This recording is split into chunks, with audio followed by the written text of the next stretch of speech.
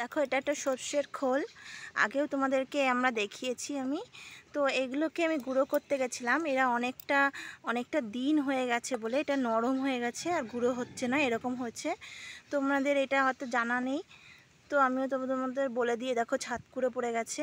তো আমি এইভাবে, বৃষ্টি পড়ছে দেখো, বাইরের ওয়েদার বৃষ্টি, তো আমি এই বৃষ্টির সময় আমি এইগুলোকে একটু খণ্ড খণ্ড করে ভেঙে, এই দেখো আমার একটা লেবু গাছ, দেখো লেবু হয়েছে, দেখো কত বড় বড় এরকম অনেক লেবু হয়েছে, আমি তুলে ফেলেছি, আরও হয়েছে। তো এই দেখো হচ্ছে, তো এইভাবে লেবু হচ্ছে। তো আমি এই গাছগুলোতে দেখো এইভাবে দিয়ে দেবো, এরকম গোড়া দিয়ে এরকম ছড়িয়ে ছড়িয়ে দিয়ে দেবো।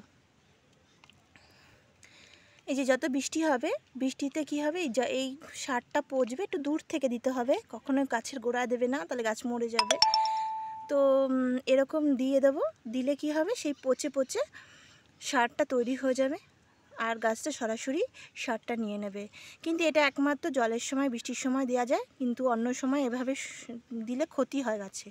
আর একটা দেখো আমি এইভাবে বোতল কেটে নিচে ফুটো করে, তো আমি এইভাবে তৈরি করি, দেখো প্রত্যেকটা বোতলে এর মধ্যে যত সবজির খোসা আছে আমি সবজির খোসা সরাসরি এভাবে দিয়ে দিই, তাহলে ওর গাছটা ওর পরিমাণ মতন খাবার ও নিয়ে নেয়। এছাড়া আমি যত সার, সবজির খোসা, ভাত পচা স্টোর করে যে জলটা হয় সেই জলটা আমি দিয়ে দিই গাছে। এছাড়া আমি আর কোনো সার দিই না, তাতেই তোমাদের দেখো ফলনটা দেখতেই পাচ্ছ কিভাবে ফলন হয়েছে। এইভাবে প্রচুর গাছে, এখানে প্রচুর বেগুন হয়। তো এইভাবে আমি প্রত্যেকটা গাছ লাগাই। দেখো এই যে এখানে কলমি শাক গাছ হয়েছে, এই কলমি শাক গাছটাও আমরা কলমি শাক খেয়ে যে গোড়াটা থাকে এটা লাগিয়ে দিই, তাতেই আমার কলমি শাক গাছ যা হয়, তাতে কলমি শাক আমাদের ঘরোয়াভাবে খাওয়া সবজির কাজ করে ফেলে। তো এইভাবে তোমাদের যদি ভালো লাগে অবশ্যই তোমরা আমার চ্যানেলটাকে সাবস্ক্রাইব করো আর লাইক শেয়ার করে দিও। দেখো এখানে প্রচুর গাছ আছে, কি পরিমাণে ফুল ফুটেছে দেখো গাছগুলো আমার। এইভাবে সমস্ত গাছে সব রকমের ফল, সবজি, ফুল সব হয়।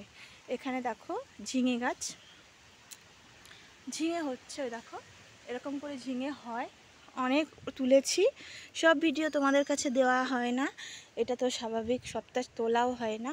তো এই দেখো একটা ফুল, এক রকমের ফুল, দেখতেই পাচ্ছ ফুলটা কত সুন্দর আর খুব গন্ধ সুন্দর।